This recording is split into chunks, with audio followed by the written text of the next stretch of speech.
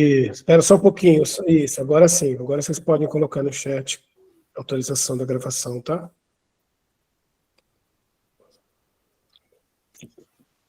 Espera só mais um minutinho e a gente já começa, tá, Carol? Tranquilo.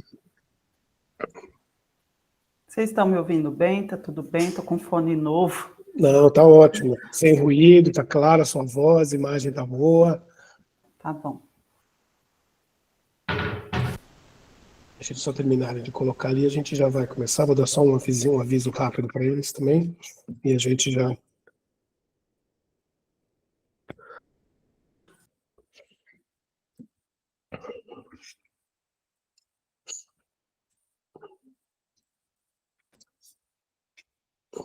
Fabrina, boa noite, Fabrina.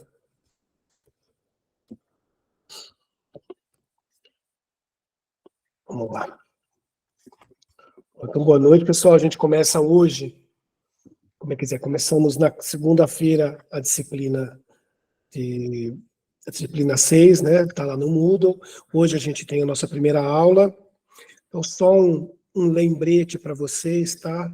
A disciplina 5, que foi de arte e tecne, como a gente tinha combinado com vocês, nós fizemos uma pequena modificação na forma da atividade final. Então, ali nós temos 2 perguntas para vocês, que vocês vão fazer da mesma forma. A pergunta está lá, vocês vão fazer no arquivo do Word, em PDF, e vão responder. Vocês podem fazer a resposta literal, né? Vocês podem ou vocês podem criar um texto também, não tem nenhum tipo de problema, abordando a temática. Tá certo? Nós vamos começando, como eu falei, então a gente vai começar. A Carol, ela acompanha a gente desde o curso 1. O curso dela, vocês vão perceber, a gente vai continuar naquela linha de trabalhar com um pouco mais de arte. Nós trabalhamos a primeira disciplina, a disciplina 5, Carol, nós trabalhamos com arte e tecne.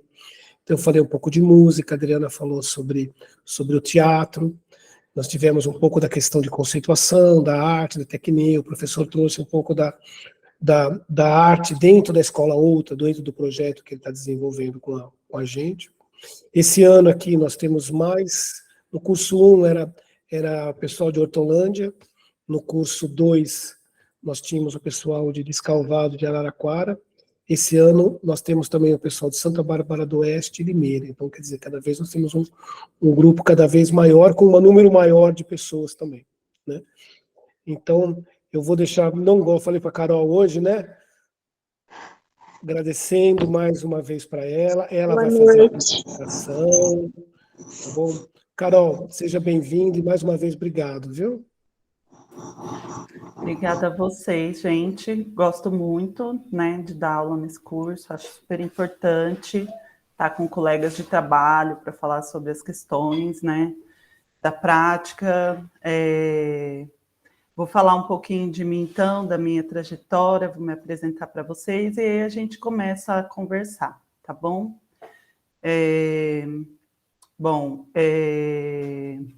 Por onde que eu começo? Vou começar pelo nome da disciplina para vocês entenderem a trajetória que eu vou traçar, né? Como que, então, eu chego nessa disciplina que se chama Literatura e Linguagem na Formação. Eu sou formada em letras, né? Fiz o magistério, depois fiz o curso de letras e na minha graduação em letras eu fiz a minha pesquisa, né? Iniciação científica na área de literatura brasileira contemporânea. Depois fiz o mestrado e o doutorado na área de educação, tá? No mestrado eu pesquisei um modelo alternativo de escola, uma escola democrática, baseada no modelo da Escola da Ponte. Não sei se alguém já ouviu falar do José Pacheco, da Escola da Ponte, porque eu fui trabalhar no Estado e não me adaptei, foi muito difícil para mim, tá? E aí, no doutorado, eu fui estudar a relação entre arte e educação a partir do viés do artista-educador, né? Então, entrevistei vários colegas artistas e educadores, né, que estão trabalhando na educação, a partir dessa interface da arte com a educação.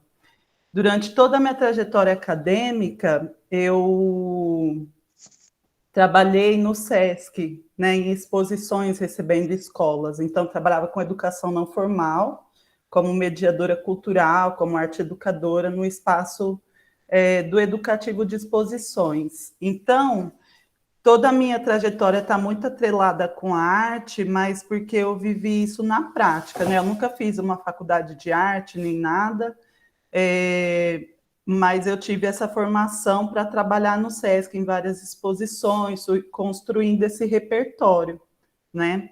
Hoje eu faço uma especialização em arte e educação, depois que terminei o doutorado, tudo, e estou trabalhando na educação básica. Então, trabalho com ciclo 1, passei no concurso, depois doutorado, voltei para a sala de aula, mas para trabalhar com as crianças menores, tá? E aqui no município que eu trabalho, que é em Indaiatuba, a gente tem uma proposta de oficinas, né, no contraturno da escola, porque é escola de ensino integral. Então, eles têm o ensino formal de manhã e as oficinas, várias linguagens, né? Não só artes, mas tem robótica, tem várias coisas assim diferentes no contraturno. Eu estou dando, como sou formada em letras, né? Estou dando oficina de inglês e está sendo um barato, porque nunca tinha dado aula de inglês. E agora estou trabalhando o inglês, mas a partir da perspectiva da oficina, tá? Então, gente, por que eu quis fazer essa apresentação, falar da minha trajetória, né? Para vocês entenderem como que está estruturado o curso, de qual é o meu lugar de fala, né? Eu acho que essa coisa da biografia da gente, né, de dizer de onde a gente veio, onde a gente está agora, né, qual é a nossa trajetória, como é o nosso percurso, qual coisa casa com qual, vai mostrando as escolhas que a gente faz, por que a gente está ocupando alguns lugares e falando de alguns assuntos na nossa vida profissional, né? Então, a minha tese de doutorado está lá, eu entrevistei um monte de artista educador, porque eu conheci muita gente, né, trabalhando ali como mediadora cultural no SESC, né? Isso não veio do nada. No mestrado, eu pesquisei um modelo alternativo de educação e apostei numa educação alternativa, enfim, diferente, né? Democrática. Democrática no sentido, assim, de igualdade de inteligência, né? O aluno tem muita autonomia para ser autodidata nesse tipo de proposta, né? Uma educação por projetos, não sei se vocês conhecem também, acredito que sim, tá? E então, assim, como que eu fui estruturar esse curso? Pensando nesses assuntos. Então, os textos que são referências, né, os textos básicos, vão falar desses assuntos. De uma educação emancipadora, a prática de oficina, né, a arte na educação, trazendo esse conteúdo, né, da emancipação, principalmente, de fazer uma educação diferente na medida do possível, tá? Mas aí eu já vou entrar eu vou projetar uns slides que eu fiz, que a gente já entra na discussão. Alguém tem algum comentário? Quer me fazer alguma pergunta? Por enquanto? Quer falar alguma coisa? Não sei se tem alguém aqui que trabalha na perspectiva de projeto ou da arte e educação. Quiser falar, gente, a gente bate papo, tá? Mais do que eu ir fazendo uma aula expositiva, a gente vai trocando ideia, tá bom? Vocês podem me interromper a qualquer momento, podem fazer comentários. É isso aí. Pode falar, Fábio. Boa noite, tudo bem? Tudo bem, boa noite. Quando você diz que não se adaptou ao Estado, o que especificamente assim te incomodou? Olha, eu vinha do contexto não formal, né? Eu estava trabalhando no SESC e eu me senti muito engessada ali, assim, eu senti que eu não conseguia ter muita margem de manobra. A escola, no caso, a gestão, era muito autoritária, não era uma gestão parceira para inovações, para coisas assim. Então, Uma vez eu vi a diretora da minha escola parando um aluno negro na escada e falando para ele que era para ele, sei lá, usar não sei o quê, fazer não sei o que lá na casa dele, porque ali era a casa dela. Sabe? Uma coisa bem assim. Então eu fiquei muito chocada. Era um ambiente muito hostil, muito militar mesmo. E foi com isso que eu não me adaptei, assim. E os alunos não estavam abertos nem para nada, assim, para nenhum tipo de proposta diferente, porque não adiantava você chegar com nada diferente, assim, né? A coisa ali já estava instaurada, assim, né? Um clima de muita repressão. E aí eu tinha dor de barriga, né? Para ir para a escola, assim, eu ficava muito mal. Tinha, assim, muito problema de indisciplina, né? A gente que está na sala de aula sabe que é uma questão, assim, né? Mas, para mim, a principal questão era a gestão mesmo, os professores que faziam piada de alguns alunos, expunha, mostrava o Facebook do aluno, ridicularizava, sabe? Não me encaixei naquele ambiente, de jeito nenhum. Tá? Isso faz quanto tempo?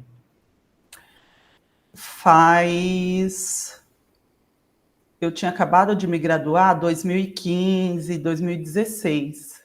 Sou ruim de conta, mas foi por aí. Fiquei bem traumatizada e te digo assim, fiquei maldizendo a escola um tempão e fui para pós-graduação bem assim, sabe? Modelos alternativos de escola, porque a escola tradicional, a escola pública já era, aquilo né? Hoje, depois de um tempo, assim, né, eu fiz essa escolha de, então, prestar um concurso, voltar para essa escola, né, para esse ambiente escolar, com outro olhar, assim, né, para ressignificar, inclusive, esse trauma, assim, né. Entendi que a escola é, sim, um espaço que a gente tem que procurar brechas e tentando fazer o que dá, né, que não dá para simplesmente descartar esse ambiente, dizer que ele não presta, que nada lhe dá certo, e, né, é o ambiente que a gente tem para trabalhar, e aí, né, a gente tem que estar lá e tem que estar, assim, tentando fazer alguma coisa, assim, né, não que a figura do professor seja, né, nossa, nós vamos inventar a roda e fazer tudo diferente, a gente sabe que o buraco é mais embaixo, que não é bem assim, né. Tem toda uma estrutura ali que precisa congregar muito bem, né? Uma gestão que acolhe inovação, né? Que dá suporte para o professor, resolva questões de indisciplina que está fora da nossa alçada, né? Tem toda uma questão ali, não é só a gente chegar lá com boa vontade para fazer também o trabalho, né? Não, a minha pergunta ela vai mais na intenção, porque acredito que muitos de nós aqui, né, passamos por isso também. Eu passei também, né, quando eu fui eventual no estado em 2006, e aí eu ouvi o seguinte, né? Ah, mas você é jovem ainda, por isso que você pensa assim. Daqui uns anos você vai ver só, você já não vai estar mais, né? Porque eu também eu tinha vontade, sabe, de mudar, de transformar a escola, de pensar em novas formas de relação, mas aí, da mesma forma que você, eu também me sentia preso, muitas vezes sem apoio da gestão, e dos colegas também que nos desacreditam, né? De dizer, ah, isso é bobeira, né? E não adianta, você não vai mudar nada, né? E eu confesso para você que eu nem ficava na sala dos professores, porque eu não me sentia bem em ficar lá. E teve uma vez que eu ouvi um professor dizer o seguinte, a gente estava falando sobre bullying, né? E aí ele disse assim, eu não sei dar aula sem fazer bullying. Sabe? Então, assim, umas coisas assim que se a gente for... né, se você se fixar nisso, você não fica, né? A gente é solapado pela nossa vontade de querer fazer diferente, de querer, de fato, que a gente possa criar uma escola outra, né? Como é o nome desse curso que a gente faz. Então, foi mais por isso que eu perguntei, porque eu também sou formado em letras, né? E assim, quando eu fui para a escola pública, eu também tive esse choque, né? Sim. E assim, não é ingenuidade nossa, né? Questão de ser jovem, não. Eu acho que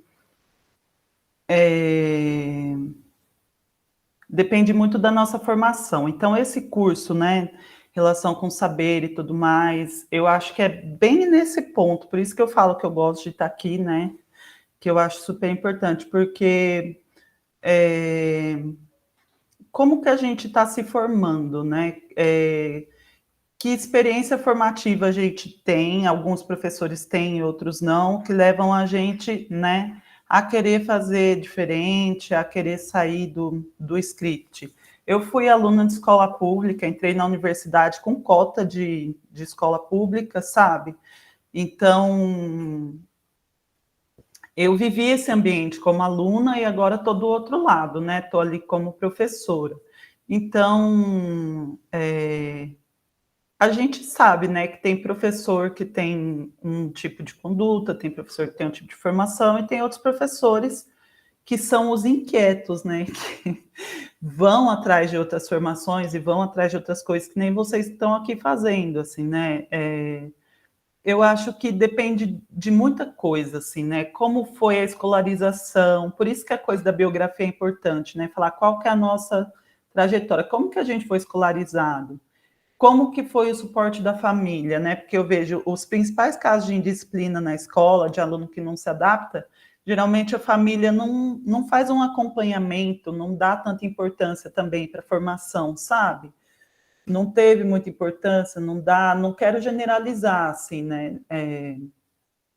Mas na minha experiência até hoje o que eu percebi é isso, né? Aluno que não tem interesse, que não está ali não só para aprender português e matemática, mas nada, nem numa oficina, nada. Ele está apático ou ele está causando porque não quer realmente fazer pacto nenhum naquele espaço, né?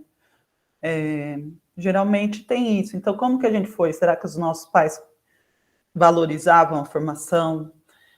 Será que a gente, como foi a escolarização para a gente, né? Foi uma tortura ou foi uma tábua de salvação? Para mim foi tábua de salvação. Então, né, era muito pobre, tinha várias questões, e foi estudando que eu fui conseguindo me encontrar, assim, adoro estudar, não consigo, terminei o doutorado, já estou fazendo especialização, e eu não consigo parar, né, então, acho que a gente tem que ir percebendo essas coisas, sabe, na nossa atuação, no perfil dos alunos que a gente tem, dos professores que estão ali junto, né, a gente tem que respeitar as diferenças, mas é isso, a gente também tem que se respeitar nesse lugar de não se conformar, né, com as coisas como são, né. As pessoas que são inquietas também têm que se acolher nessa inquietude, né, e perseverar. Acho que é isso. Mas não tem receita, né, gente? Ali no dia a dia, quem está disposto a horizontalizar e aprender com o aluno, né, então só tem a ganhar, assim, né? Sem ir com muita fórmula pronta. Claro que a gente tem que planejar, né? Tem que ter um script. Eu mesma estou aqui cheia de slide, mas é isso, assim, a conversa ela tem que ir acontecendo, a coisa tem que ir fluindo naturalmente, né? Porque senão, gente, se eu fosse só ler slide aqui, que é isso, né? Num curso desse não faz sentido, tá? Mais alguém quer falar alguma coisa? Não, já parto para os slides lá. Eu vou apresentar a disciplina para vocês, tá? Como é que ela se estrutura, como é que eu preparei, o que eu tenho de intenção aí com esse curso que eu estou trazendo para vocês, tá? Então, vou projetar aqui.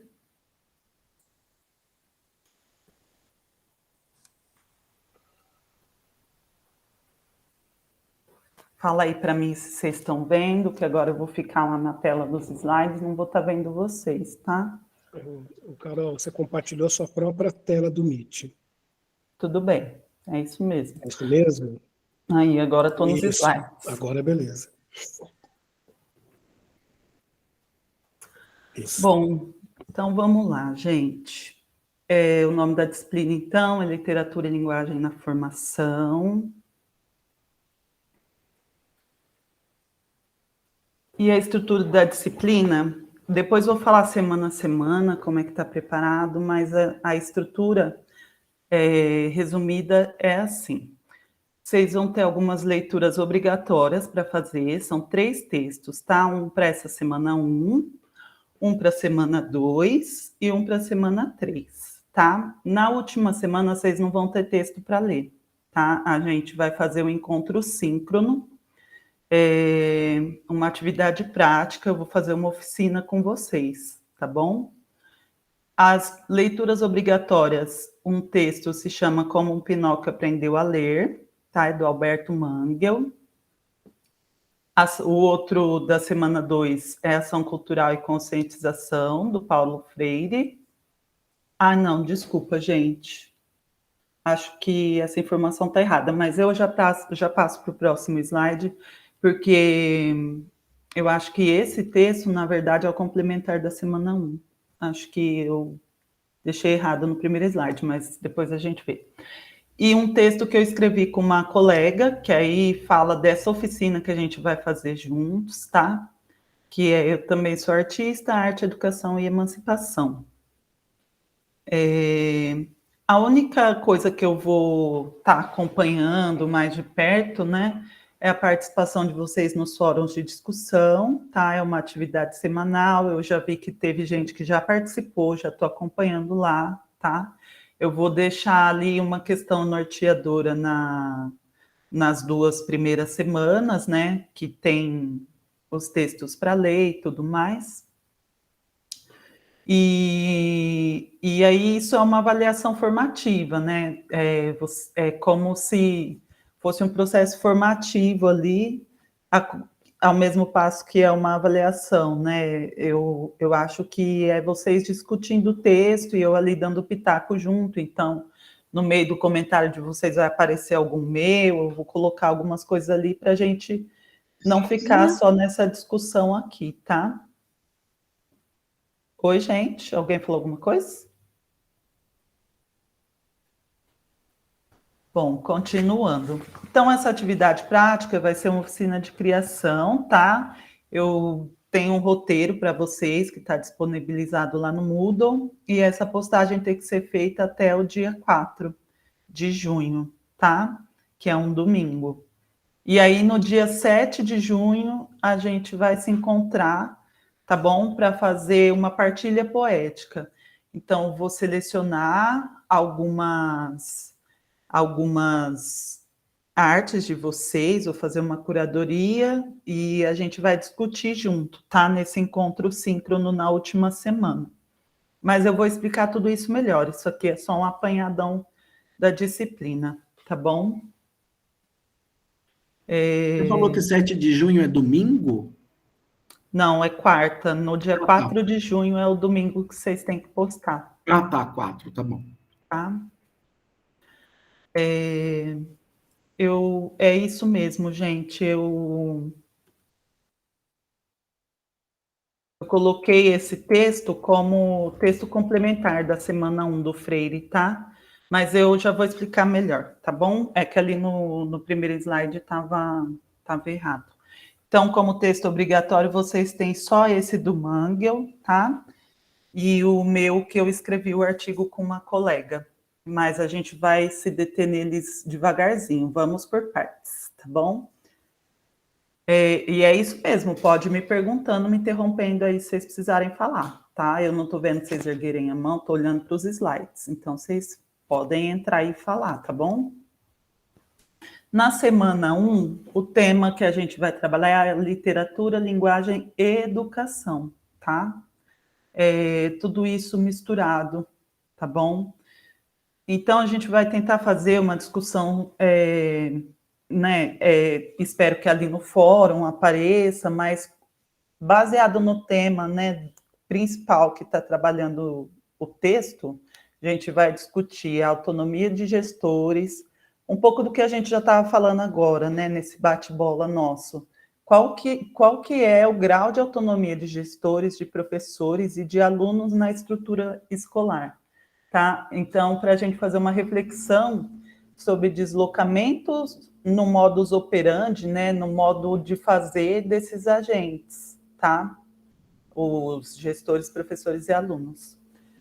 Então, o texto básico, como o Pinóquio aprendeu a ler, é do livro A Mesa com o Chapeleiro Maluco, ensaio sobre corvos e escrivaninha, do Humberto Mangel, né, que é um escritor argentino, e esse título é um trocadilho com a obra Alice no País das Maravilhas. Ele vai ficar o tempo todo comparando, né, essa obra, o Alice no País das Maravilhas, com o Pinóquio, né, a diferença da educação do Pinóquio, da imaginação dele, da Alice, né, como são mundos totalmente diferentes, né, o Pinóquio ali totalmente pautado numa escola tradicional, com uma leitura muito regrada, né, um jeito muito regrado de aprender, e a Alice totalmente criativa, imaginativa. Então, ele vai fazendo esse jogo, tá? Vocês vão ler o texto, vocês vão ver. Então, o título original em espanhol é Nuevo Elogio de la Locura, né? O Novo Elogio da Loucura. E então tá mesmo falando desse lugar do imaginário, tá? Da loucura e de sair aí do script, tá? Educacional, da pedagogização, tá bom? A principal discussão do texto é uma crítica a essa escola que prepara para ler a superfície do texto, né? E não a profundidade do texto. Então, é para ler palavras, para ler letras, né? E não o que tem ali em profundidade, em ideias, em criticidade, né? Não é uma leitura crítica, é uma leitura superficial mesmo, tá? A partir de um ensino focado meramente na instrução. Eu trouxe alguns trechinhos para ler para vocês, para ver se, mesmo antes de vocês terem feito a leitura e tal, vocês já querem fazer algum comentário, tá bom? Tudo o que Pinóquio pode fazer depois de aprender a ler é recitar como um papagaio o texto da cartilha. Assimila as palavras que estão na página, mas não as digere. Os livros não se tornam verdadeiramente seus, porque no final de suas aventuras continua sendo incapaz de aplicá-los à experiência de si mesmo e do mundo. Está na página 45. Aí uma outra citação. Há um paradoxo feroz no âmago de todo o sistema escolar. Uma sociedade deve ministrar o conhecimento de seus códigos a seus cidadãos, de maneira que estes possam participar ativamente dela. Mas o conhecimento desse código, além da mera capacidade de decifrar um slogan político, um anúncio publicitário ou um manual de instruções básicas, permite a esses mesmos cidadãos questionar essa sociedade, expor suas mazelas e propor mudanças, tá? Bom, até aqui nada de diferente do que eu já disse, né? Aí na próxima citação, sim, a gente para e conversa um pouco. Um professor, primeiro, ele está falando do paradoxo da escola, né? De aprender, né? De ensinar códigos para a vida em sociedade, né?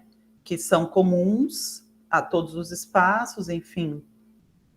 E, ao mesmo tempo, essa função de questionar a sociedade. Então, ensinar os códigos dela, as regras, e como mudar elas, né? É o papel que seria da escola, né? Então, o professor está sempre preso a esse duplo cego, ensinar os estudantes a pensar por conta própria, mas ensinar de acordo com uma estrutura social que impõe um freio ao pensamento.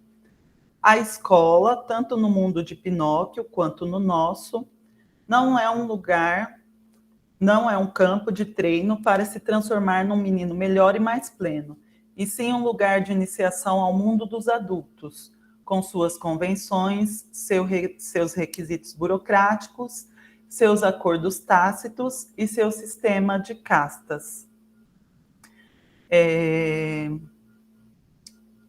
Então, a crítica desse texto, né, o quanto tem de autonomia, né, é a discussão que está aqui, né, na frase-chave ali. O quanto é possível desenvolver alguma autonomia nesse espaço, então, tá? No espaço escolar. Pensando no professor, né, que tem que ensinar os estudantes a pensar por conta própria, né?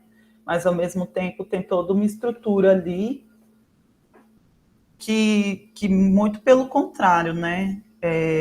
Não quer que esse aluno pense por conta própria, só cumpra regras e vá bem na prova do Saresp, na prova de não sei o quê. Tem toda uma questão ali, né? De realmente iniciar esses alunos ao mundo dos adultos, né? Então, como que o professor tem autonomia só até certo ponto e os alunos também. Então, é para isso que esse texto está no curso, tá? É para a gente pensar nessas questões, e aí a gente pode se colocar ali para discutir melhor no fórum. Espero que vocês gostem do texto, tá? E a gente possa discutir. Como texto complementar, eu recomendo muito que vocês leiam, é um texto do Paulo Freire, tá? É um capítulo do livro Ação Cultural para a Liberdade, é o capítulo Ação Cultural e Conscientização. E nesse capítulo, ele está fazendo uma comparação, né? Por que conscientização, né? Por meio da ação cultural, aí no caso, que envolve a arte, né? Ele fala que o ser humano ele é capaz de intervir no mundo, né? A diferença do ser humano para o animal é essa capacidade de consciência, né? De pensar sobre o próprio pensamento. E aí, nesse sentido, ele fala, né? A importância de dizer a sua palavra, que está na pedagogia do oprimido, e que a leitura de mundo precede a leitura da palavra. Daí que a posterior leitura desta, então, né, a leitura da superfície do texto, não pode prescindir da continuidade da leitura do mundo, né? Então, a leitura do mundo, ela tem que estar antes, né, da leitura da palavra. E a leitura de mundo tem tudo a ver com isso, né? Com a cultura, com a história. Então, qual que é a história familiar, a história cultural, o contexto desse aluno, né? Como que ele enxerga o mundo a partir disso, né? Isso vem antes da leitura do texto. Então, por isso que na escolarização bancária, né, que o Paulo Freire fala, ler o texto se torna uma coisa de zero interesse para o aluno, porque aquilo não conversa com o mundo dele, né, com a leitura de mundo que ele tem. Aí eu trouxe um trechinho, mesmo que seja do texto complementar, porque é isso, para dar um gostinho para vocês e incentivar vocês a lerem aí no tempo de vocês, claro, né, de acordo com as possibilidades de cada um e cada uma. Existência em e com o mundo. O ponto de partida para uma análise, tanto quanto possível sistemática da conscientização, deve ser uma compreensão crítica dos seres humanos como existentes no mundo e com o mundo. Na medida em que a condição básica para a conscientização é que seu agente seja um sujeito, isto é, um ser consciente, a conscientização, como a educação, é um processo específico e exclusivamente humano. É como seres conscientes que mulheres e homens estão não apenas no mundo, mas com o mundo. Tá?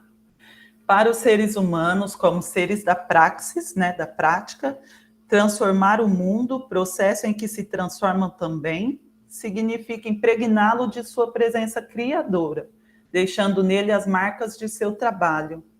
A criticidade e as finalidades que se acham nas relações entre os seres humanos e o mundo implicam em que estas relações se dão com um espaço que não é apenas físico, mas histórico e cultural. É aquilo da leitura de mundo, né? Então, a leitura de mundo, né, a relação dos seres humanos com o mundo, ela não é só física, né? Então, o espaço da casa, o espaço da escola tem uma história, tem uma cultura, tem a cultura da casa, tem a cultura da escola, né? Tem a cultura da família, a cultura da comunidade escolar ali, né? Que envolve gestores, professores, funcionários. Como é que que se dá essa relação do humano com esses espaços, né? E tudo que eles trazem em si de simbólico, né? De símbolo, de significado. E tem mais uma leitura complementar, que é de um livro do Rancière, de um capítulo, chama Lição do Ignorante, do livro Mestre Ignorante. Também, se vocês conseguirem ler, é um filósofo francês, ele é professor emérito da Universidade de Paris 8. É um livro muito legal, tá? Que conta a história de um pedagogo francês, o Jacotot, que vai dar aula de francês, né? E nenhum aluno fala francês. E aí, quando ele chega lá, ele não tem como conversar com os alunos, porque eles não têm uma língua em comum. E aí eles têm que achar um comum, que é um livro, tá? Que eles... como que chama o livro? Não vou lembrar. Mas esses livros bem tradicionais, assim, de ensino da língua, sei lá, tipo Cartilha Caminho Suave, sabe assim? Que é a cartilha mesmo, assim. E aí ele pega esse livro, só que ele não consegue ensinar os alunos. E aí os alunos se tornam autodidatas, aprendem sozinhos, e aí ele começa a questionar para que é que ele serve, afinal. Para que o professor serve, né? Se o conteúdo está no livro e o aluno tem capacidade de sozinho conseguir aprender, né? Que ele ficou surpreso que os alunos conseguiram aprender sozinhos, tá? E às vezes até melhor do que quando tem um professor ensinando. E aí ele começa a questionar qual que é o papel dele, né? Então, essa noção da igualdade, da horizontalidade de inteligências, né, entre o mestre e o ignorante, né, que é quem não tem o saber, né? Então, é muito legal também, se vocês conseguirem dar uma olhada. É uma linguagem um pouco mais rebuscada, né? Um livro mais antigo do Rancière, que é francês, mas é legal de ler, assim, dá para ir, dá para seguir o flow também. Então, é um livro que vai falar de uma contraposição ao ensino universal, no sentido de ser um ensino uniforme, né? O mesmo conteúdo, no caso, esse livro, que era um livro básico. Telêmaco chama o livro. É um livro francês famoso de ensino da língua francesa, tá? Lembrei. E é isso, né? Questiona também a necessidade de explicação de conteúdos, tá? E no prefácio, Rancière fala assim: a igualdade, ensinava Jacotot, não é nem formal nem real. Ela não consiste nem no ensino uniforme de crianças da República, nem na disponibilidade dos produtos de baixo preço nas estantes de supermercados, né? Não é isso que configura a igualdade. A igualdade entre os seres humanos, né, ela é fundamental e ela é ausente, né? Ela não, ao mesmo tempo que ela é fundamental, ela não precisa estar, né, ser posta. Ela é atual e intempestiva ao mesmo tempo, né? Sempre intempestiva no sentido de desorganizar a ordem natural das coisas, né? Sempre dependendo da iniciativa de indivíduos e grupos que, contra o curso natural das coisas, né, de quem manda e quem obedece, de quem sabe e quem não sabe, assumem o risco de verificá-la, de inventar as formas individuais ou coletivas de sua verificação, né? De ver, por que ele fala de verificar, né? Verificar se ali existe realmente diferença, né? O professor, ele está fazendo, quando ele está dando aula e tal, ele está aprendendo com o próprio processo, né? Assim como o aluno, né? Então, não tem tanta diferença, né? Nos fazeres. É nesse sentido que ele quer colocar. Aí a gente vai para a questão norteadora 1, né, do fórum da primeira semana. A capacidade de já está lá, tá? Se vocês quiserem depois começar a dar uma olhada. vou ler para vocês a questão, mas ela está lá. A capacidade de experienciar a si mesmo e ao mundo, mencionada no texto básico, requer uma outra capacidade, a capacidade reflexiva. Quando a capacidade de reprodução, né, que nada mais é que a imitação de um modelo, é preponderante no processo de formação,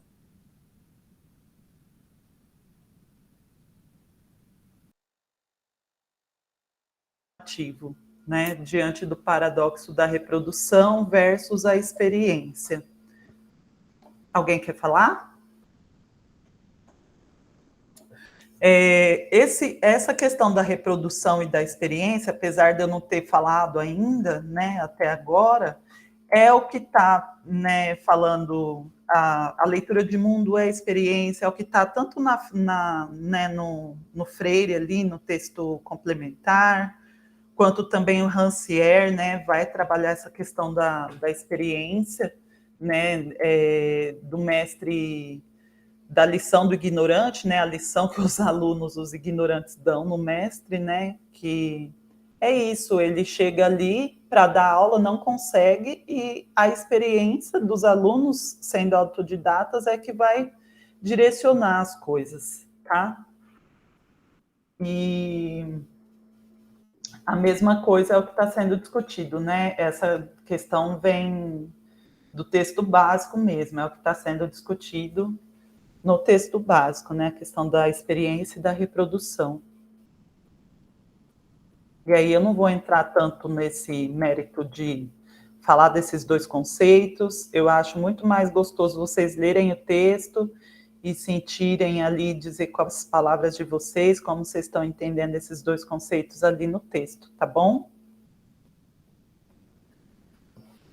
Aí a gente vai para a semana 2, tá? Eu ia fazer um encontro com vocês, outra live, mas eu não vou conseguir, eu vou ter uma formação da escola e acabei, eu tinha estruturado, inclusive, né, a aula de hoje só para falar da semana 1, me deter com mais calma, e a próxima, né, para falar de arte e emancipação. Então, para hoje falar sobre literatura, linguagem e educação, e arte e emancipação na semana que vem. Mas então condensei tudo aqui para falar hoje, né? E vou deixar vocês aí no processo de vocês, com as leituras e com as discussões no fórum, e para fazer a arte da oficina, e a gente se encontra só no último, tá?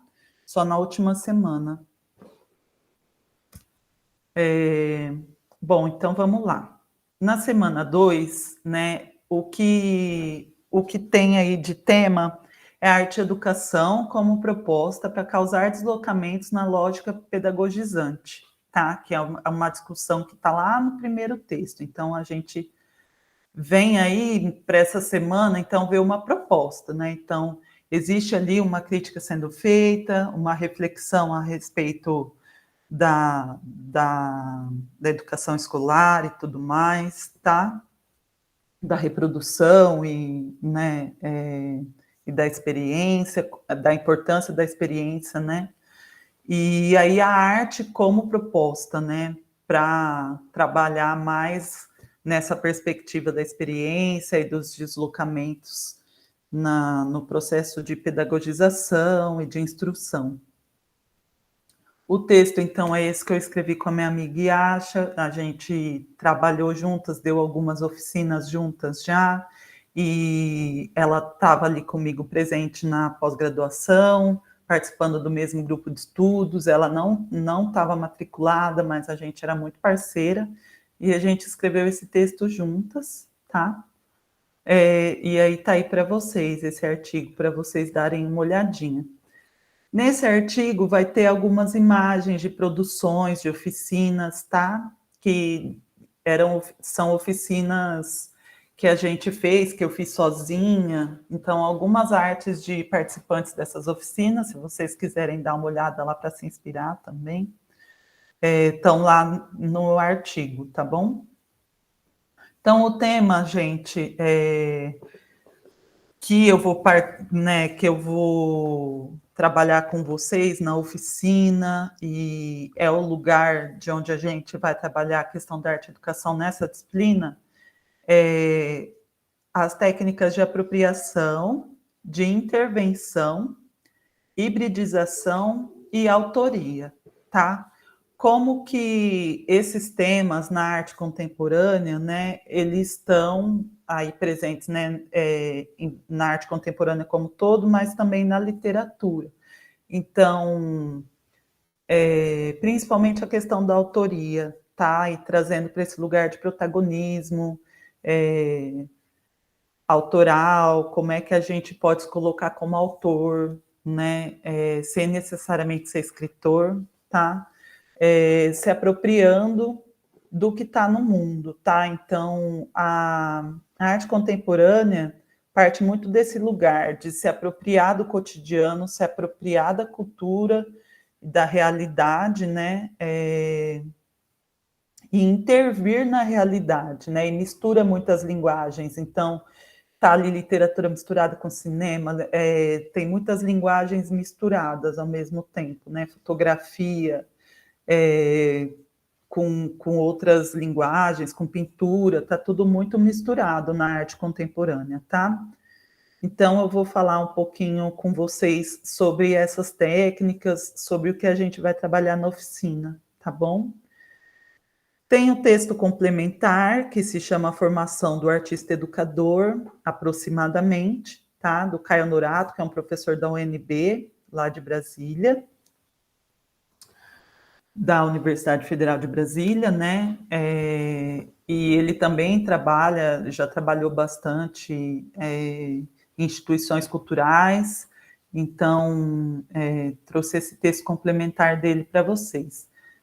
Vou trazer também algumas citaçõezinhas dos textos, tá bom? Só para a gente se situar um pouco. No texto do Caio, eu não trouxe do meu porque achei que era muito confete ficar colocando o trecho do meu, porque é um artigo, é curto também, tá? E muito vai estar claro para vocês no roteiro de oficina e aqui na minha própria fala, tá bom?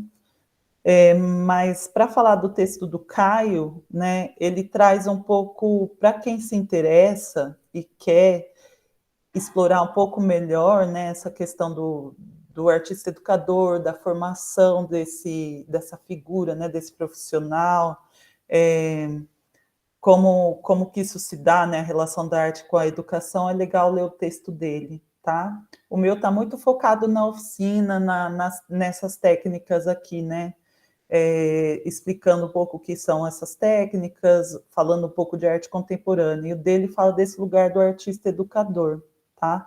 Que são aqueles que atuam a partir da relação entre arte e educação e querem substituir o primado da transmissão de conhecimento pela ideologia da criatividade, né? No conhecimento. Como o pintor francês Courbet, né? Ele é um pintor do século XIX e está aí nessa seara, né, de conceber a educação como arte. O Joseph Beuys também, que é um artista alemão do século XX. Então, para eles, a educação é a arte, tá? Nesse lugar mesmo de trabalhar o ato educativo de forma criativa, né, como um ato criativo. Então, tem essa aposta na arte por meio da própria criação, né, do próprio fazer, da sua própria prática, né, e da apreciação do gesto criativo, né, da prática de outros, né, essa coisa de sair do piloto automático, desse modus operandi, né, que a gente assume para estar no espaço escolar. E aí eu vou colocar algumas perguntas do texto dele, apesar de ser um texto complementar, mas para vocês entenderem por que é que ele está aqui, porque que eu trouxe, né? E tem a ver com o meu lugar de fala também, né? Mas o que significa em nossa época o artista educador? Esse que faz arte a partir com a educação. Porque os artistas se tornaram artistas educadores? Como nos interessa saber da perspectiva das solicitações de sua prática artística? Que tipo de chamado, oportunidade, devenir étranger, que é estranhamento, a educação oferece aos artistas, né? Por que esses artistas estão indo atrás da educação? é isso, né? Que chamado é esse da educação para artistas, né? Quem gosta de trabalhar com arte? De que modo educar se torna ou continua sendo uma prática artística? Qual tem sido a contribuição dos artistas educadores para a educação? De que modo eles reinventam o ensino-aprendizagem, se acaso isso corresponde a seus interesses? É certo que os artistas educadores produzem pedagogias alternativas? De que modo eles assumem, se assim o fazem, os problemas da educação pública popular, por exemplo? Tá? Eu acho que tem tudo a ver com o que a gente estava falando antes, sem dar esses nomes para as coisas, tá bom?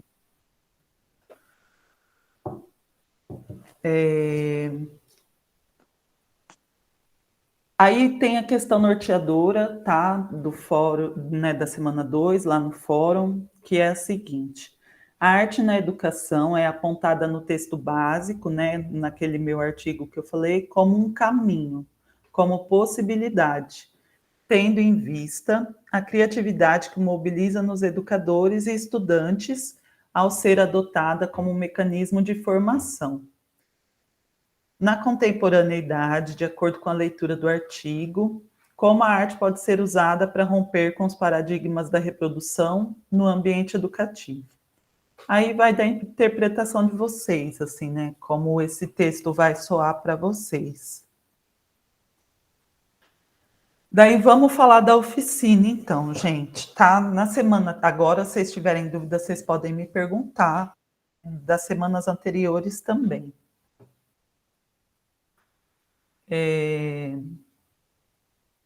Semana 3, experimentações com palavras e imagens. Oficina de literatura como proposta de subversão do uso da palavra, né? Do uso da linguagem. Para isso, gente, é dizer assim, o sentido das palavras, né? Como que elas estão no mundo e a gente pode subverter esse sentido e usar para o sentido que a gente quer, transformar esse sentido, né? Da linguagem, das palavras. Será que é possível, né? Ou tá lá na cartilha e tem que ser aquilo daquele jeito mesmo? Como é que a gente desenvolve um senso crítico, né? Para olhar para um texto, para o que está escrito, como é que a gente pode ressignificar as palavras, né? Então, ó, a partir da leitura do roteiro para oficina, que está lá, tá? Será realizada a prática de oficina. Vocês vão pegar esse roteiro, vão ler e vão fazer. É isso. Na casa de vocês, e depois vocês vão escanear essa arte, ou tirar uma foto bem tiradinha, bem bonita, com o celular, para quem não tem scanner, né? E subir ela lá para a pasta que está lá na semana 3. Então, vocês podem já começar, a partir da semana 2, né, que não vai ter o encontro síncrono, já está disponibilizado para vocês lá na semana 2, o roteiro de oficina, e na semana 3 vocês fazem a postagem, tá bom? Até o dia 4 que eu falei para vocês. Carol. Oi. Então, só uma coisinha, a gente já vai deixar aberto a partir da semana 2, tá? Sim. Porque para eles a gente vai colocar na semana 2, na semana 3 continua aberto para que eles consigam, tá bom? Tá bom. Ok, achei que ia abrir para postar só na semana 3, mas... Então é isso, gente. Na semana 2 o roteiro já está lá, e aí vocês já podem começar a postar conforme for ficando pronto. Tem gente que já gosta de fazer logo, tem gente que gosta de ir se demorando, né, digerindo a proposta. Aí vai ser a criação de vocês, tá bom? Aí vocês fiquem à vontade para fazer no tempo de vocês, no processo de vocês. Cada um tem o seu, né? Então, a prática dessa oficina, ela vai partir, né, dessa relação entre palavra e imagens. Como que as palavras e as imagens, elas se relacionam, né? Geralmente, é para complementar o sentido, né? como que a gente pode botar elas em relação de alguma outra maneira? É possível, né? Como que a gente vai fazer, então, essa relação? A gente vai fazer o seguinte, né? A gente vai usar a técnica da apropriação e da colagem. A apropriação, vocês vão se apropriar de textos escritos, ou em jornais, ou em revistas, ou em livros velhos, tá? Vocês vão pegar essas palavras e vão trabalhar com colagem de imagens. Então, vocês vão usar também revistas, né, materiais que tenham imagens, enfim, vão recortar, vocês vão tirar do contexto original para montar uma poesia de vocês, né, para criar um objeto autoral. Então, as palavras não são de vocês, vocês vão estar se apropriando delas, deslocando elas do lugar original, do sentido que elas têm ali, se apropriando para criar um outro sentido. Não tem tema específico, é o que vocês quiserem. Que palavras vão chamar vocês? Que imagens vão chamar? Como vocês vão colocar esses textos, essas palavras para conversar, tá? Eu já dei essa oficina várias vezes, em vários lugares, é sempre muito gostoso. É uma oficina que dá para fazer na sala de aula, tá bom? Então, é por isso que está ali, ó, essa frase, que não basta dizer para o outro criar, não basta eu dizer para vocês, né? Façam tal coisa.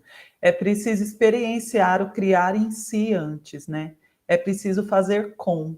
Isso que é ação cultural, tá? Na condução de uma oficina. Então, por que eu digo isso, né? Eu estudei literatura contemporânea, eu fiz oficina, né? Eu experimentei primeiro, gostei muito, falei, gente, isso, preciso aplicar isso. Então, o que eu tenho para dizer para vocês, assim, né? Para quem se interessa em trabalhar a partir dessa perspectiva, façam oficina, né? Vão experimentar coisas, vão experimentar técnicas. Para quem gosta, né? Para quem pensa em levar isso para a sala de aula ou para qualquer outro contexto, enfim. Ou só para si mesmo, assim, né? Porque às vezes você faz uma oficina de, sei lá, de tricô, e isso reverbera na sua prática de alguma outra maneira. Não necessariamente você tem que replicar exatamente do jeito que você fez, né? Essa oficina aí, que ela já sofreu várias adaptações. Eu já apliquei ela online, já apliquei ela fisicamente. Antes era só apropriação, né? Com poesia de blackout, que eu já vou explicar para vocês como é que é, vou mostrar um videozinho. Já fiz só oficina de colagem, né, de palavra e de imagem, mas aí misturei blackout com colagem. Então, assim, da experiência, né, a gente experimenta primeiro e aí sim a gente tem isso na gente, né? E aí a gente consegue trazer como proposta de alguma maneira para o outro, tá? Então, isso é muito importante, só queria frisar isso com vocês, tá bom? Aí tem um trechinho lá do plano de ensino, né? Que eu enviei para poder dar essa disciplina, né? Para a coordenação do curso. E eu não lembro se está ali no roteiro que eu preparei para vocês, mas está aqui, ó. Como usar algo já existente como matéria em um processo de criação autoral, né? Então, imagem de revista, palavra, de algum outro suporte, né? Que pode ser o livro, qualquer um que vocês queiram. De que maneiras podemos intervir poeticamente no mundo material e simbólico que nos circunda? Então, aí está a proposta de subversão do suporte, né, do uso dado às palavras e imagens em nossa sociedade. Então, a palavra para estar no livro, você vai profanar o livro, vai tirar de lá, tá? Eu já profanei livro que eu gosto muito, livro de poesia da Adélia Prado, que eu tinha um carinho imenso, até hoje eu tenho, mas eu recortei poesia dali, colei em outro lugar para dar uma oficina uma vez. Então, assim, gente, se isso faz sentido para a gente, né, a gente profana mesmo, a gente subverte, a gente pega o livro, não é sagrado, a gente pode, né, tem esses livros hoje, Destrua esse diário, né, tem um famoso que você pega, cola, pisa em cima, molha, faz um monte de meleca, né, para desconstruir isso, está muito presente na literatura contemporânea. Essa sacralidade do objeto livre, né, para você se apropriar, para ser seu, né, e sair daquela postura do Pinóquio, né, como se aquilo não te pertencesse, né. Tá, então é isso, poetizar o mundo a partir de si, né, porque é a partir da gente, a revista está lá, o livro está lá, tem uma função, aquele texto tinha um objetivo, tinha um sentido, e a partir da gente a gente vai mudar isso, né, na nossa criação artística. E aí, na última semana, na semana 4, a gente vai fazer uma partilha poética, então, tá? A gente vai partilhar as experiências de criação no coletivo, e isso vai configurar um ato criador, tá? É um ato criador também, esse momento, tá? Porque a gente vai fazer de um jeito que eu vou separar vocês em salas diferentes, né? E vocês vão olhar para as produções e depois vão voltar para a sala principal para a gente conversar. Então, ali vocês também vão estar criando opiniões, criando interpretações, né? Análises, poetizando também as produções dos colegas, tá? E eu vou estar fazendo uma ação de mediação com vocês, né? Eu vou mediar esse olhar de vocês para essas obras, essa relação de vocês com as obras dos colegas, tá bom? O conceito de mediação, ele é muito usado, né? A mediação cultural nas instituições culturais, né? Porque o público vai visitar uma exposição de artes visuais e o mediador está ali fazendo esse papel de... ele está ali junto com o público, né? Para olhar para essa obra. Então, eu vou estar junto com vocês para olhar para essas obras. Claro que, assim, né, o papel de mediador, eu tenho um conhecimento prévio ali das obras, eu selecionei elas, eu tenho uma intencionalidade, né? Então, isso é muito importante, tá? Por quê? Porque tem que ter método na criatividade, está ali no último parágrafo, né? Que a criatividade não significa uma improvisação sem método, né? Dessa maneira, apenas se faz confusão e se cria nos jovens, né, no público, a ilusão de se sentirem artistas livres e independentes, né? É de um artista italiano, Bruno Munari, essa fala, né? Ele tem um livro que chama Das Coisas Nascem Coisas, né? Ele está falando ali da metodologia de projeto, né? Mais voltado para o design, para a arquitetura, mas ele está dizendo isso, assim, que não é improvisar e dar de louco, né? Existe uma criatividade e uma intencionalidade no ato criativo, né? Porque, por mais que é isso, vamos subverter o livro, vamos subverter as imagens, né? Existe um método ali, né? Qual é? A gente vai usar o blackout, que eu vou explicar para vocês, tá? O que é essa técnica. Escolhas são feitas, por que essa imagem não a outra, tá? Não é aleatório, entende? Não é bagunça, é arte, não, né? Então, quando a gente vai para dentro de uma sala de aula, não é bagunça, né? Existe toda uma coisa ali que, sim, a gente está trabalhando a criatividade, a gente está trabalhando a expressão, né? A espontaneidade, mas ela é subjetiva, mas tem um grau de objetividade também, tem um pouco de racionalidade na criação, né? Então, por que a arte e a educação? É juntar essas coisas, né? É fazer elas conversarem e não estar separado, né? O subjetivo do objetivo, é colocá-las em diálogo, tá? O Duchamp é um artista vanguardista, né? Dadaísta, e ele diz que cada um vai fazer uma arte, né? Que a arte, ela é subjetiva, mas essa arte, né, materializar a nossa expressão, né, a nossa ideia, o nosso ímpeto criativo, enfim, né, quando a gente materializa isso, a gente tem escolhas e decisões para fazer, né, se o pincel vai para a direita, se a gente vai apagar, vai deixar ou não tal palavra, vai apagar, né? Isso não é totalmente consciente, né? Isso nos escapa, a gente está ali no território interno fazendo essas escolhas, isso não é totalmente consciente, mas é um pouco, tá bom? Então, assim, materializar a nossa intenção artística, né?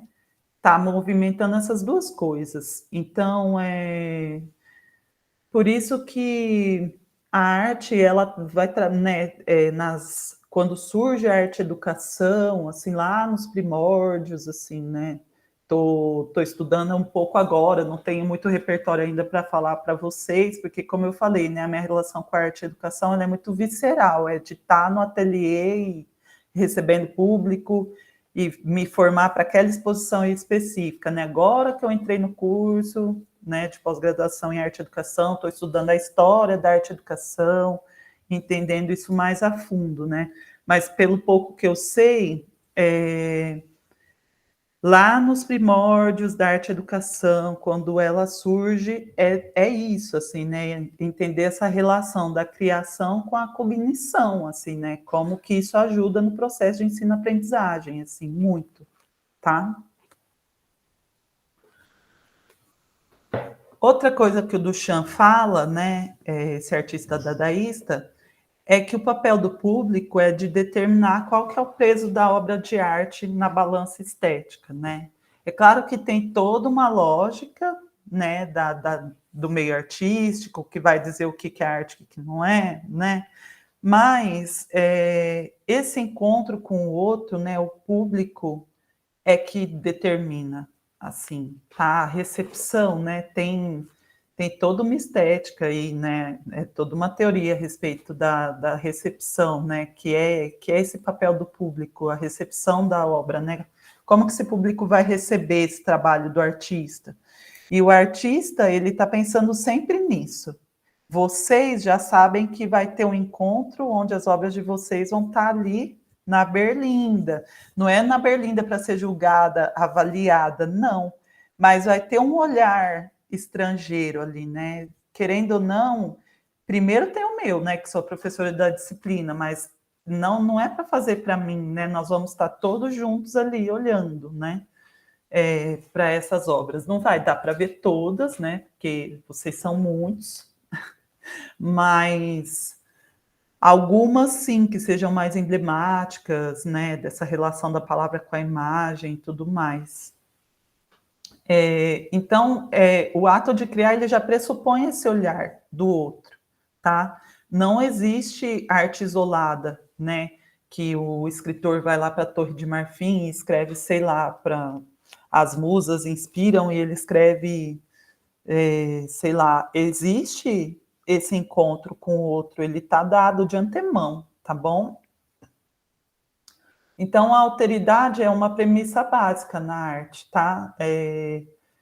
Não tem como. O artista, ele se expressa porque tem um mundo ali, né? Tem um outro, tem o impacto social que ele quer criar, de alguma maneira, né? Nem toda arte é política, mas toda arte é social, assim, pelo menos na minha interpretação.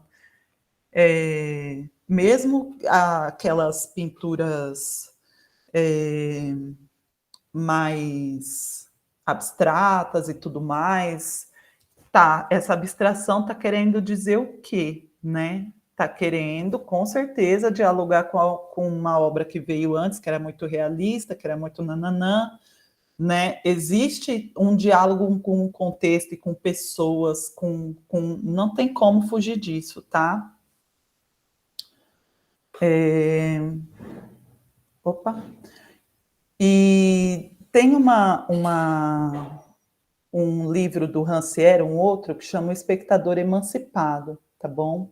E aí aqui a gente já está no último slide, né? Só para a gente retomar um pouco das questões anteriores, que a gente começou falando lá da relação da arte com a educação, né? Da literatura, da linguagem com a educação, tá?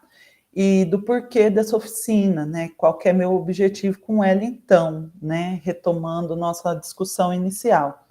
O que o homem contempla no espetáculo é a atividade que lhe foi subtraída, né? Quando a gente está assistindo um espetáculo, tem um ator ali, né? E a gente está sentado como espectador, entende? Então tem alguém agindo e a gente está sentado passivamente assistindo, certo? Então a gente como público, né? Quando está assistindo um espetáculo, está contemplando a nossa própria essência, que se tornou estranha para nós e voltada contra nós, né? Organizadora de um mundo coletivo, cuja realidade é a realidade desse desapossamento, né? A gente se desapossando da gente mesmo. E aí, isso voltado para o contexto da educação, né? A gente pensar na aula como esse espetáculo, né? O papel ativo do professor e passivo dos alunos que estão assistindo. Então, tem todo ali um contexto, né, um mundo coletivo, uma realidade específica, né? E os alunos se sentem totalmente desapossados, né? Então, essa proposta da oficina, né, da gente pegar, então tá, o mundo letrado, o mundo das imagens, né? E a gente, então, intervir sobre isso, né? Nesses materiais, né? Então, pensando num reapossamento, né, do professor e dos alunos, né? As oficinas, os laboratórios de arte, né? A literatura enquanto oficina, porque é isso, é você pegar a literatura e transformar numa oficina, né? Intervir na palavra, intervir na imagem, deslocar sentidos, criar o seu próprio sentido, o que você quer né, subverter o espetáculo e dar um papel ativo, né? Tanto para o professor que está fazendo, está propondo, que é o proponente, quanto para os alunos, né, que vão estar ali criando junto, né? Porque a partir do momento que eles pactuam com o professor, que então tá, vamos fazer isso, tá todo mundo criando junto, né? Professor e aluno. Carol, tem a Elaine e a Francis, elas levantaram a mão, tá? A Elaine primeiro e a Francis depois, a hora que você quiser, tá? Se você Tá, quiser. joia. E aí, para finalizar, tá bom, gente? A apreciação coletiva, então, dessas produções. Se um dia vocês forem fazer, podem adaptar esse roteirinho que eu disponibilizei para vocês, podem levar para as práticas de vocês, tá? E apreciar coletivamente, né, ter isso, esse momento de mediação cultural, né, do professor fazer essa mediação é muito potente, tá? E os alunos verem os trabalhos sendo discutidos, ganhando outra dimensão, né, que é a dimensão pública, sai da dimensão da criação dele e tá no mundo, né? E aí? Da mesma forma como ele se apropriou, né, vão se apropriar. Então, vocês vão se apropriar de textos, imagens dos outros, e depois os colegas vão se apropriar dos textos e imagens de vocês e ter seus comentários, enfim, fazer as considerações que for para fazer, tá bom? Então, é muito potente nesse sentido de é tudo nosso, sabe? Assim, isso é muito gostoso para ser feito em sala de aula, por isso que eu estou fazendo com vocês, né? Não estamos numa sala de aula, mas eu quis trazer para o contexto educativo, assim, né? Eu já dei essa oficina a convite em escola estadual, foi super gostoso, os alunos adoraram. Aí eu chego com aquele monte de revista velha, e livro velho de sebo, né? E a gente trabalha com isso, é bem legal, tá bom? Bom, gente, é isso. Aí eu vou ouvir vocês agora, tá bom? Fiz aí um apanhado geral do que vai ser, tentei trazer um pouco do que está nos textos, né? É isso, para dar o tom, né, do curso, o que vocês vão encontrar no ambiente de aprendizagem, no AVA, tá? A dar um pouco de contexto para vocês aí, né, a partir da minha exposição. Então, a tônica é essa, tá bom? Pode falar, Elaine, e depois a Francis, eu vou parar. É Francis? Falei errado? Vou parar de compartilhar. E aí, voltei para a sala agora, então. Pode falar, Elaine. Professora, boa noite. Eu bati o dedo Boa sem noite. querer. Eu estou assistindo do celular, aí tem hora que eu diminuo a tela e eu bati sem querer na mãozinha. Tudo bem. Mas, enfim, eu estou muito ansiosa por essa disciplina. Já que eu levantei a mão, deixa eu falar um pouquinho. Porque a minha experiência com arte ela é muito pobre. Eu escrevi até no meu texto, porque que eu vou enviar ainda, eu não enviei, mas o meu texto está pronto, da atividade final da disciplina 5. Porque a arte, para mim, eu sou professora só há 1 ano e 4 meses. Muito recente como professora, porque eu tô na área da educação há quase 20 anos, mas eu era agente educacional. E quando eu fui professora, o ano passado, eu fui para uma escola integral, onde os meus alunos tinham esse acesso à arte, mas com uma professora especialista, né? Porque na escola integral não sou eu que dou a matéria, vamos dizer assim, artes, né? A dança também tem uma outra professora específica, a música, outra professora específica. Então, eu não tive a oportunidade ainda de vivenciar isso na sala de aula, eu sendo a professora, né? Então, assim, estou ansiosa para aprender bastante coisa, porque, infelizmente, né, o meu repertório ele é muito pobre. É isso. Então, livro em sebo, você paga R$ 1, livro velho, assim, né? Uns mais. Não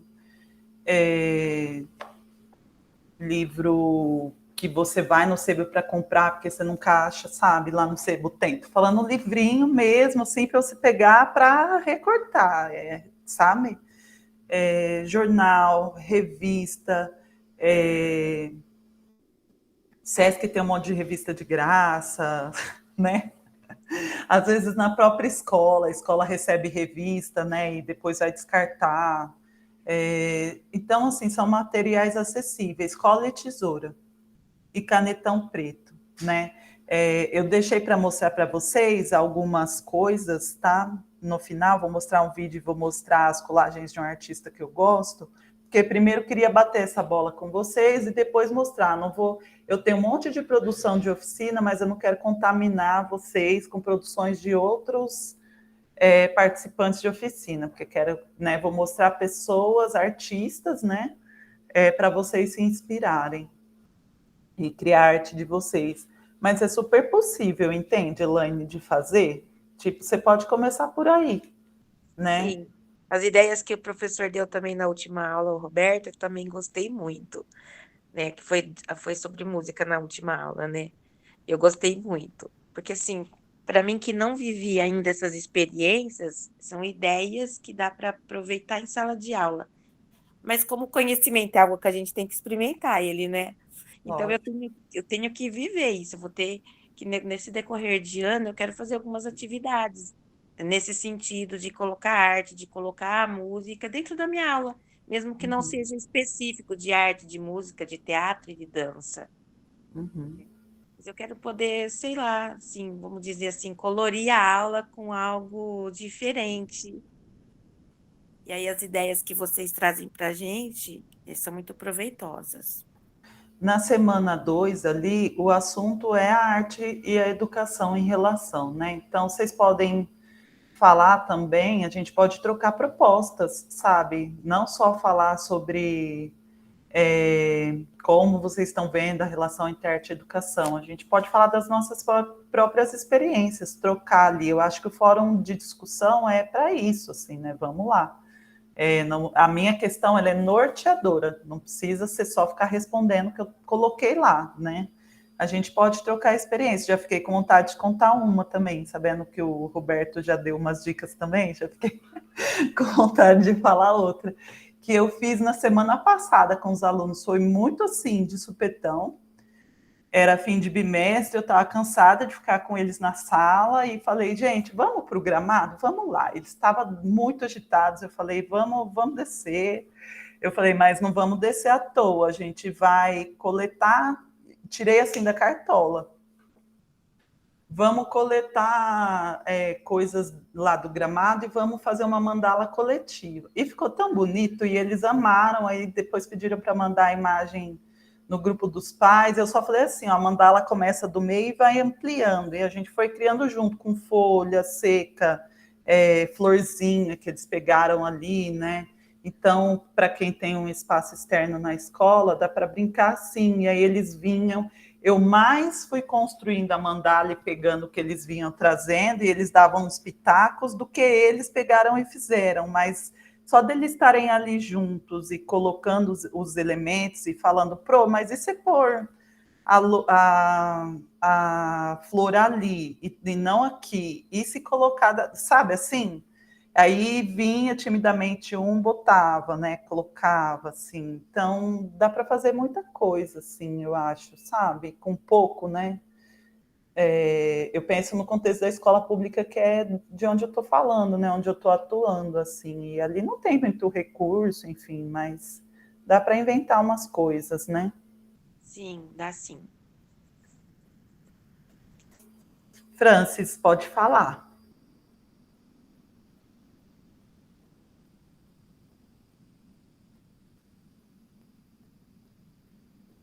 Ué, será que ela também levantou sem querer? Ou então ela foi fazer um xixizinho, não voltou ainda, eu estou falando, ela não está me ouvindo. Ah, pronto. Não dá para te ouvir.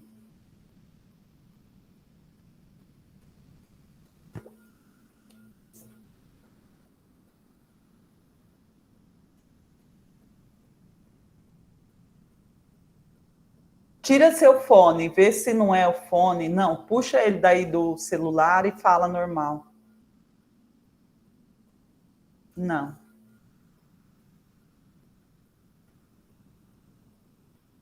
Você está no celular, né? Se você conseguir digitar, digita aí.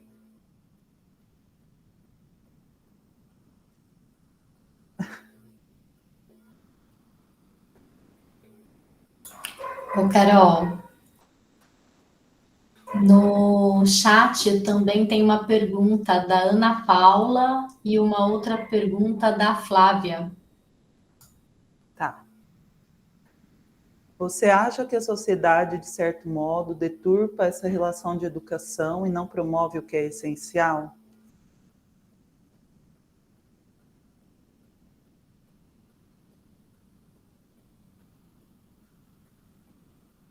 Eu acho assim, né? A gente está no meio de uma crise climática, não é mesmo? Então, assim, eu acho que com certeza, assim, né? Não dá para a gente falar só da escola, né? Eu acho que a educação, ela está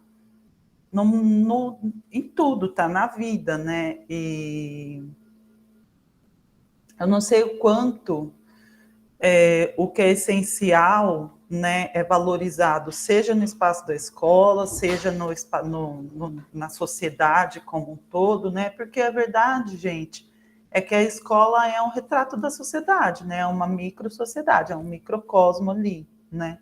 Naquela parte que a gente leu, que está preparando as crianças para o mundo adulto, é verdade, não é?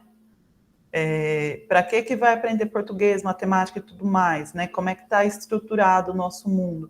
É tudo muito importante, com certeza, né? Mas, por exemplo, na metodologia de projetos, você vai trabalhar com isso numa perspectiva que, assim, para uma casa parar em pé, né? O que você precisa? Você vai aprender um monte de coisa ali, você vai aprender matemática, entendeu? Existe um projeto de construir uma casa, sei lá, né? Então, você precisa do quê para que essa casa fique em pé? Que conteúdos, então, vão ser mobilizados para esse aluno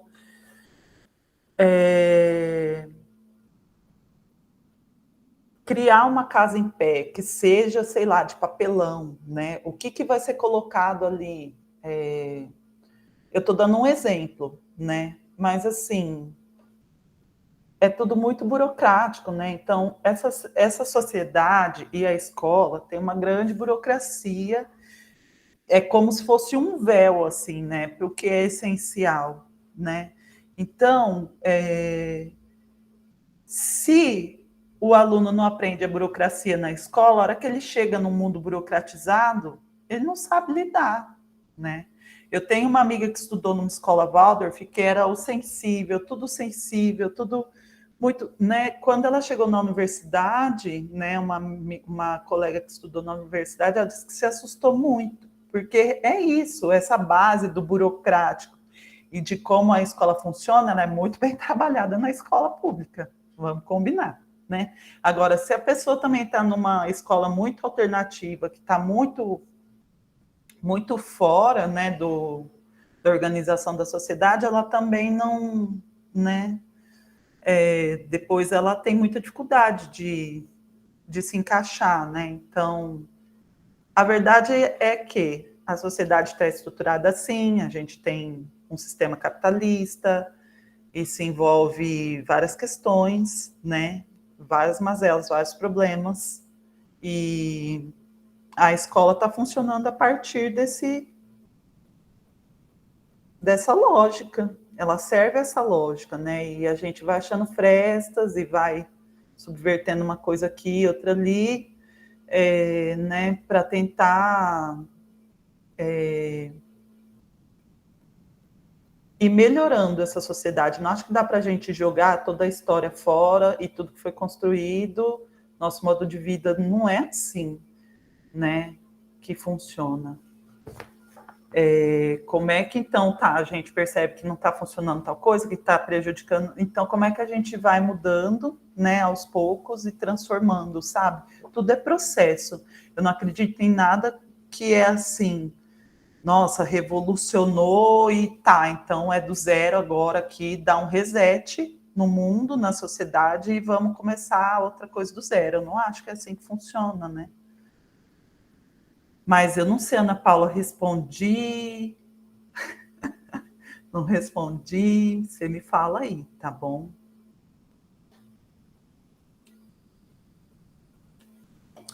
Aí tem uma consideração sobre o Flávio, do texto dele. A gente pode ensinar o que a gente não sabe? Não conheço esse texto. É um texto?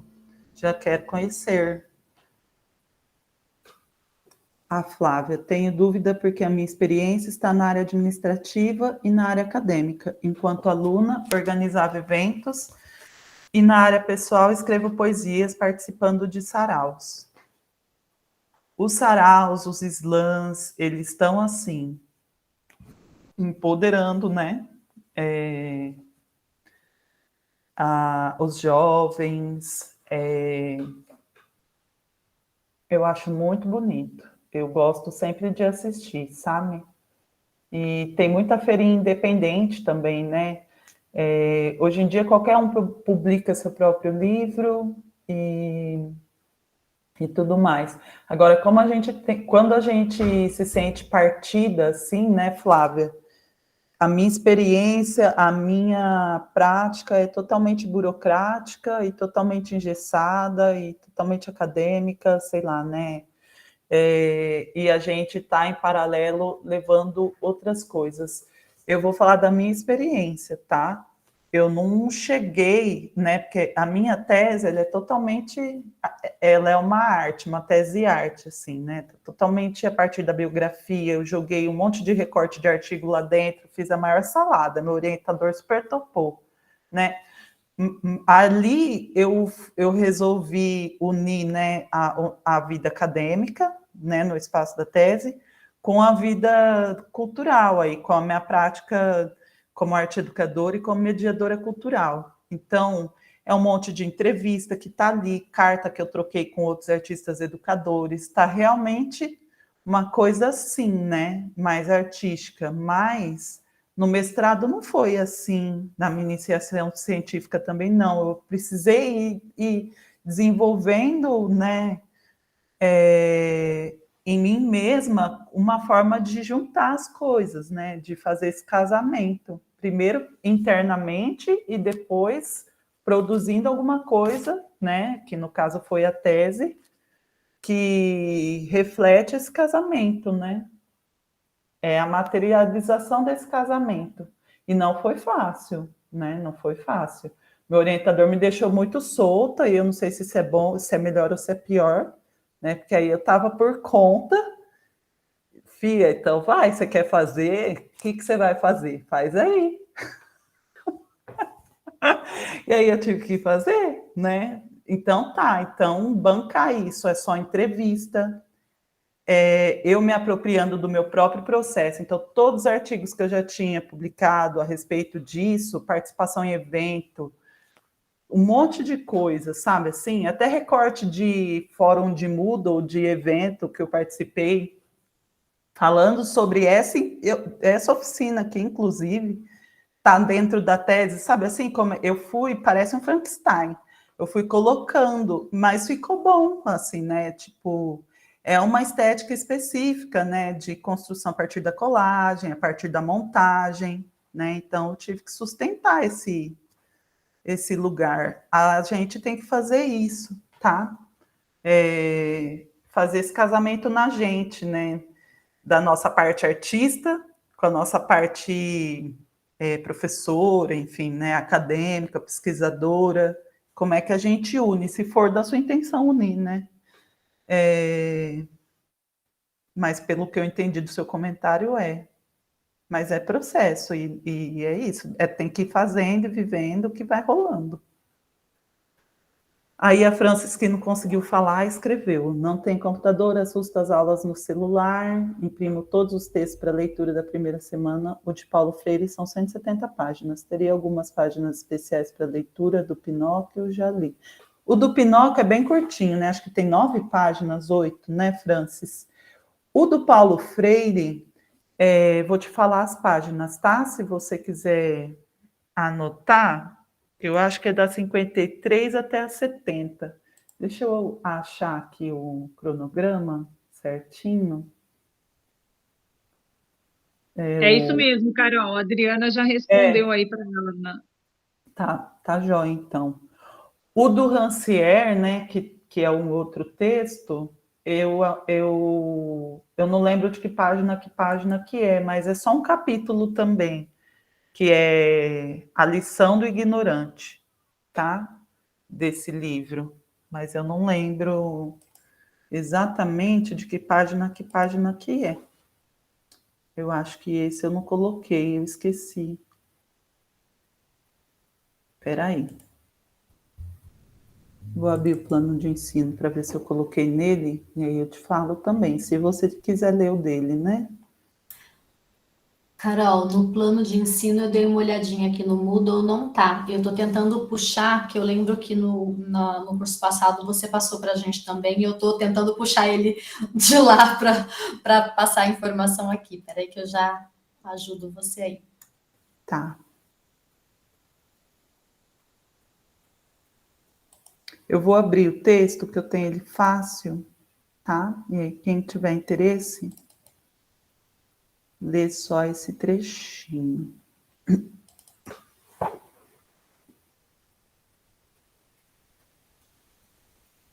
É que no curso passado eu tinha passado O Espectador Emancipado, né, para ler, não era o do Mestre e do Ignorante, eu acho.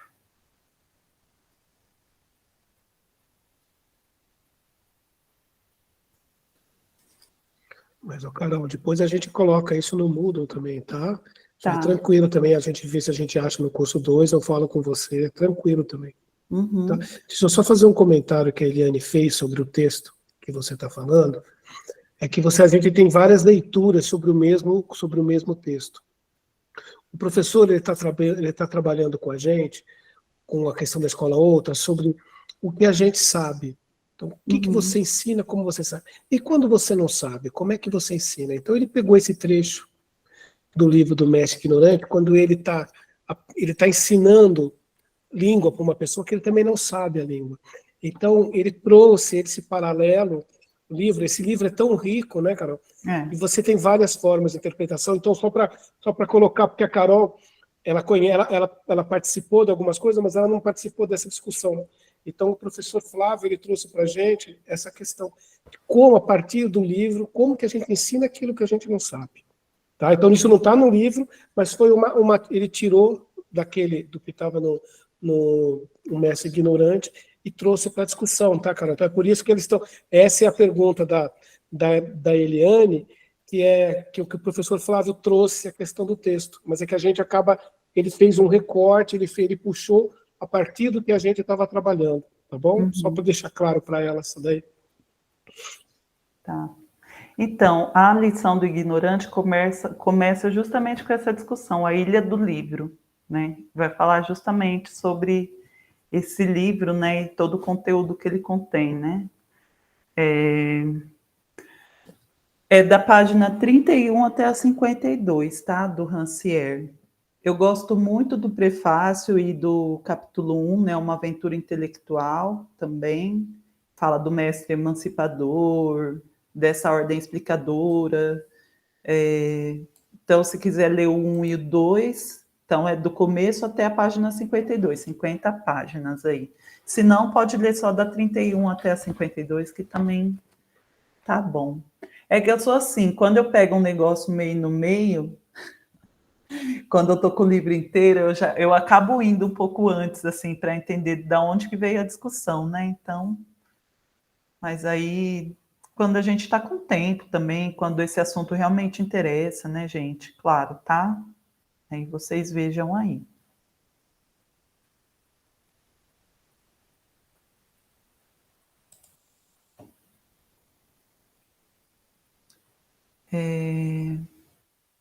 Várias gente que faz. Gente, eu faço tricô, ó, a pessoa faz decupagem. Eu faço tricô, eu faço mosaico. Ixi, faço várias coisas. Faço bordado, adoro. Tenho pouco tempo para fazer, mas nossa, gosto muito.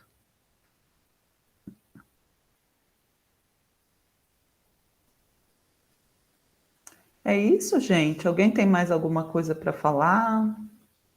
Eu não estava vendo o chat antes, se alguém falou alguma coisa e eu perdi também, pode falar de novo.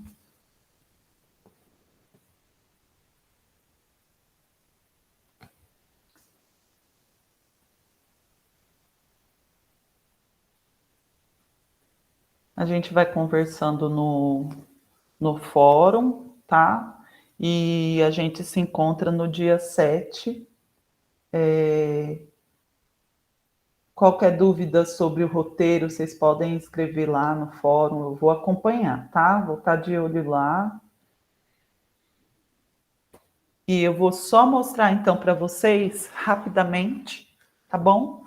Um videozinho sobre a poesia de blackout, que é uma técnica assim. Você pega o texto e apaga com tinta preta as palavras que você não quer. E aí você deixa as que você quer usar. Então você, ao invés de escrever palavra, criar palavra, você corta a palavra, tá? É o oposto. Então, você vai se apropriar e criar a partir do apagamento, né, do blackout, tá? Porque assim você ressalta a palavra que você quer, né? E você se apropria dela e tira as outras. Então, vou partilhar rapidinho de novo, que a gente já está meio em cima da hora de acabar, tá bom? E vou mostrar também um artista que eu gosto e que faz colagem. Ele é poeta e trabalha com colagem, tá bom? O primeiro é o que criou a técnica de blackout, é um escritor estadunidense, tá? O Austin Kleon. Ele estava ali, o nome dele num dos slides, mas naquela hora eu não quis aprofundar, quis trazer um exemplo mesmo para mostrar para vocês, tá bom? Eu já compartilho a tela inteira, gente, porque senão... Espera aí.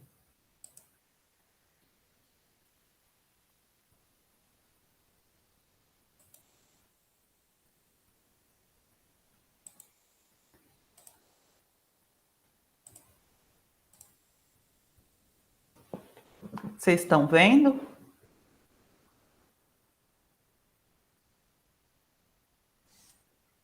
Aí, agora tá indo.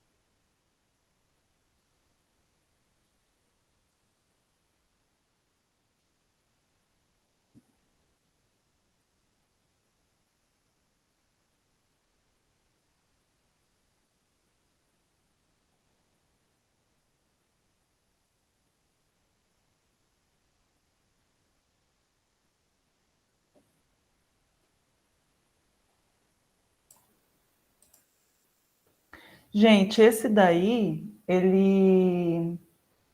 autor, ele escreveu um livro todo, esse aqui, ó, Newspaper Blackout, tá? Esse é o site dele, tá? Do Austin Kleon, esse é ele. É um artista jovem, tá?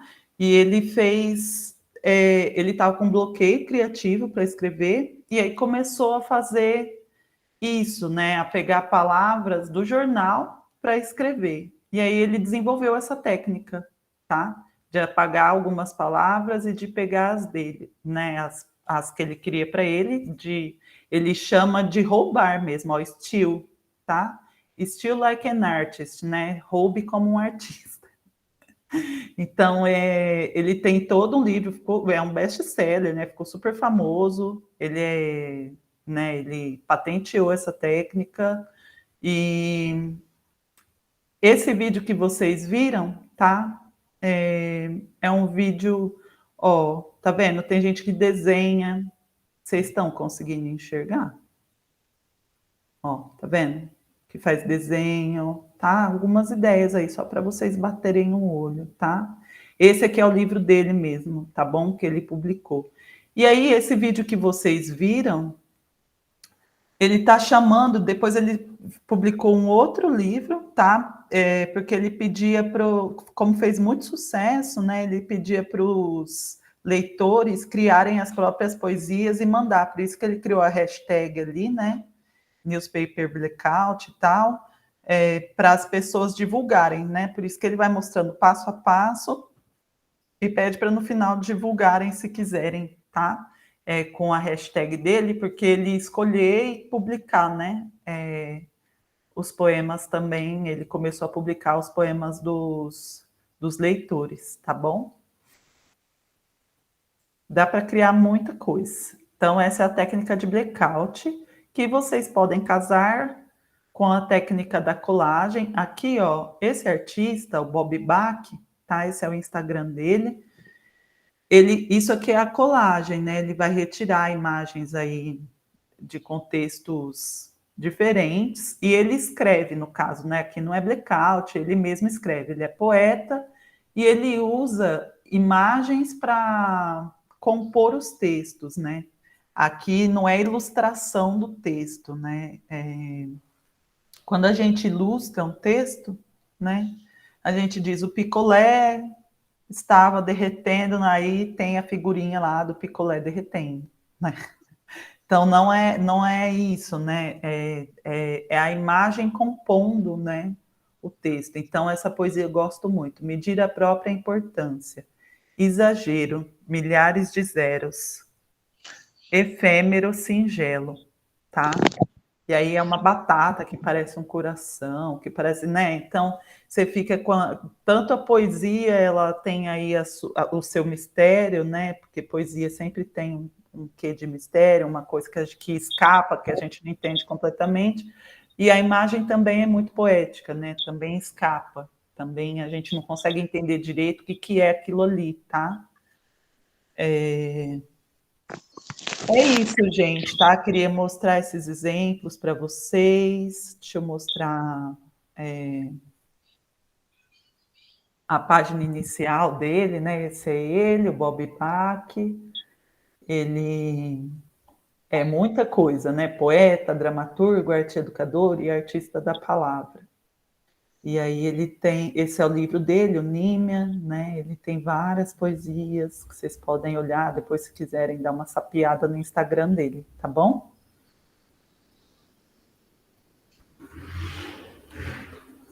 Eu vou digitar o nome desses dois artistas no chat. Se alguém quiser depois olhar, né, ter o nome já, para não esquecer, Austin Kleon é o do Blackout, tá? E o Bob Bach é o da colagem.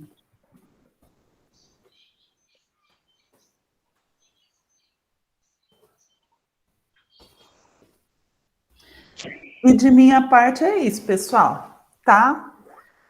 Se você... Ah, e a Adriana falou do modelo alternativo de escola, é a escola da Ponte, esse que eu estudei no mestrado, tá? Eles têm uma escola em Cotia que chama Projeto Âncora, e tem outras escolas, né? Tem a Amorim Lima, em São Paulo, que é a escola pública municipal, tem a escola que eu estudei no mestrado, ela fica em Heliópolis, Campos Sales, tá? É dentro de um CEL, né? De um complexo educacional.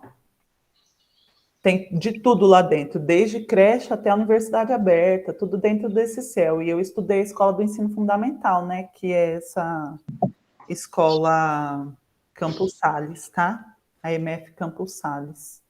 Tem várias escolas trabalhando a partir do modelo de projetos, né, e da educação democrática, onde os alunos fazem assembleia, eles decidem as coisas, né, eles resolvem os conflitos, fazem mediação com os pais, é muito interessante, tá?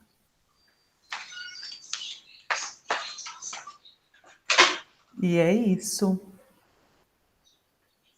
Vai dormir aqui um pouquinho, 9 horas. Ei!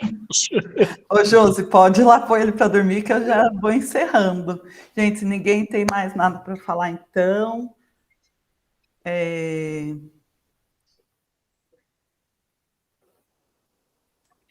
E estou aí à disposição. Vou colocar meu e-mail também. Às vezes alguém ficou tímido, mas quer trocar figurinha. Tá aí, tá? No roteiro também tem, mas vou deixar aí para vocês, tá bom? E a gente vai se falando lá e se encontra dia 7. Um abraço para vocês. Obrigado, hein, Carol? Obrigado, pessoal. Obrigada, professora. Boa noite. Tchau, obrigada. Boa noite. Tchau, pessoal. Boa noite. Tchau, Boa noite. Melina, obrigado. Tchau, gente. Boa noite. Tchau, gente. Boa noite. Boa noite. Tchau, boa noite. Tchau. Boa noite. Boa noite a todos, pessoal.